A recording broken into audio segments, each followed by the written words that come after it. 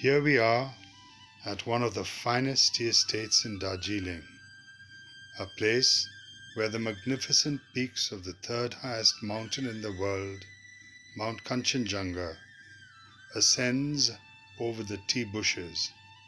Glenburn, the name that literally means a river valley. Here in the hills of Darjeeling, tea rises out of the magical landscape, imbibing the essence of the eternal Himalayas and producing what is befittingly called the champagne of teas. Tea production in India arrived relatively late in the history of tea. Dr. Campbell, a Scottish civil servant, is credited with planting the first tea bushes in Darjeeling in 1841, and by 1853 he had around 2,000 tea plants growing at various elevations in the region. Nepalese labor were brought in to clear the land and plant the tea, and the first commercial garden was planted in 1852. Today, there are 87 tea gardens in the Darjeeling region, covering around 50,000 acres and producing 22 million pounds of tea.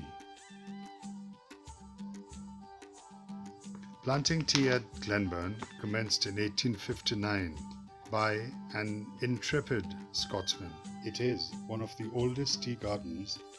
Today it is owned by the Prakashas, one of the pioneering tea planter families in India.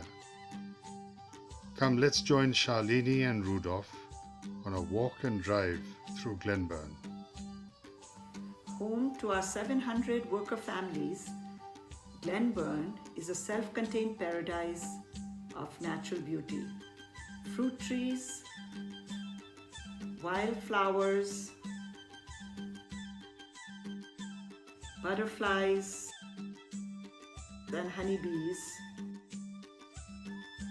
rare birds are just some of the flora and fauna that inhabit the estate.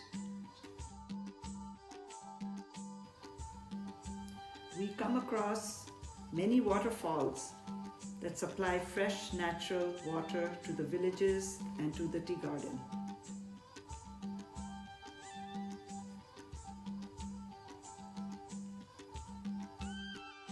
The Indian tea industry is governed by the Plantation Act of 1951.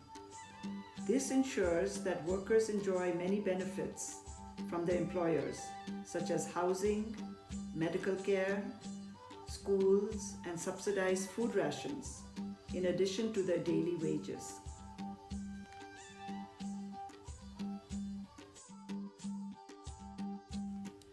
"750 families live in the 8 villages within the Glenburn Garden, which adds up to about 4,000 people. All housing is provided and maintained by Glenburn, and one member of the family must be permanently employed at the estate to be able to live here. When this family member dies, the job is automatically passed on to another family member. Most workers have plots of land to cultivate for their own consumption. Many are gardening enthusiasts, as you can see from the many types of flowers, herbs, and vegetables around their homes. They also keep a variety of livestock. My name is Pranab Rai, so I'm from Simbung. Many of the younger generation no longer wish to work in the tea industry and are leaving for jobs in the cities in various other fields. Therefore, there is a major shortage of labor in the tea gardens today. Across the Rangit River in the Ketam Bird Sanctuary in Sikkim, from where many birds fly over to Glenburn. Out of the 525 species of birds in the area, 127 species of migrational and residential birds have been sighted and recorded in Glenburn. While strolling around the garden, one is often greeted by a great-billed mulkoha, an oriental pied hornbill, or an Asian barred owlet.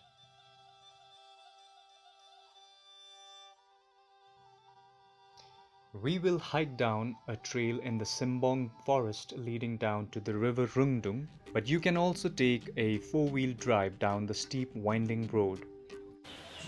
Villagers gather firewood and forage for edible ferns and also for indigenous herbs and plants used for medicinal use.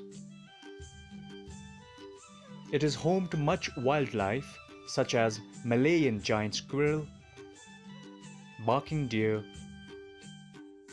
jackals, Himalayan pangolin, and a rare sighting of the silent leopard.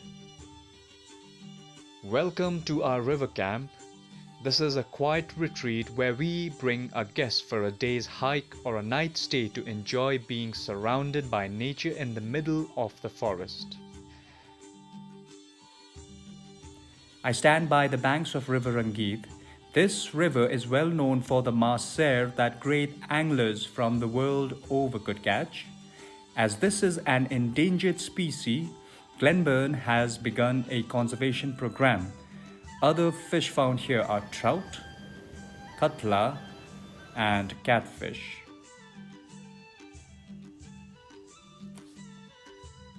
Whether you come for a day or to spend the night, you will be treated to a delicious meal prepared by the camp staff. A hike through the forest will take you to an old suspension footbridge that spans the river over to Sikkim. As you can see behind me, this planting was done this year in collaboration with the Forest Department, West Bengal. It was done in 14th of July 2020. We have planted about 112 saplings of different varieties, mainly sal and teak, and also some fruit trees. Glenburn has 860 acres of forest reserve out of a total 1600 acres. Wherever we notice that the forest trees are dying or there is any vacant areas, we will plant the saplings and replanting will be done every year. In the peace and tranquility of Glenburn, a flourishing community of people and tea bushes thrive, as they have done together for the past 150 years. Many of the tea bushes have been around since the time of their ancestors. He's been working about 45 years in Glenburn now. He's a senior most. I think he'll be retiring next year.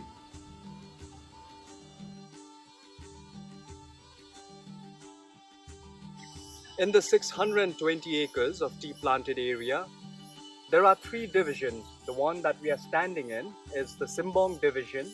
In the distance, we have the Kimball division, named after the first planter, Mr. Kimball Murray. On the other side of the ridge is the Glenburn division. You can also see the tea factory, the manager's bungalow, and the largest village in Glenburn, the Badagaon, behind me. There are three major religions. 80% are Hindus from the original Nepalese that migrated to work in the gardens.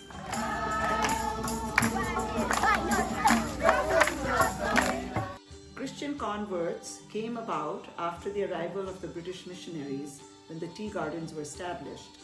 Buddhism has existed since the 1600s with the settlement of indigenous tribes that came from Bhutan and Sikkim. There are some villagers who grow tea bushes in their small plots and make teas by hand for their own consumption.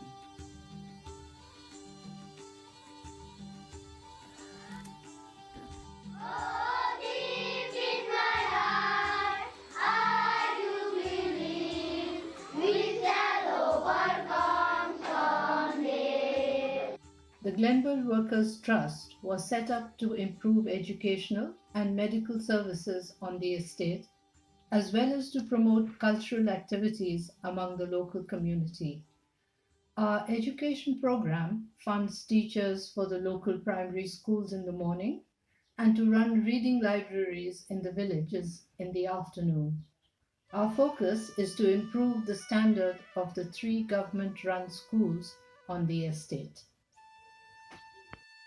Contributions from our hotel guests have been used for improvements such as new roof and windows and for a brand new primary school. In addition to supporting local schools, we have a scholarship program that sponsors education of local children at private primary and secondary schools. There is also a Kala Kendra Academy, which is part of the welfare program, where children learn dance, music, singing, and drama.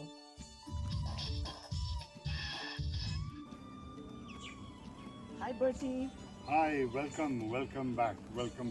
Have you had a good afternoon, day, morning, day? Yes, it was lovely. Out on the fields? Yes, and Now, we went to the river. Did and you? We've come all the way up.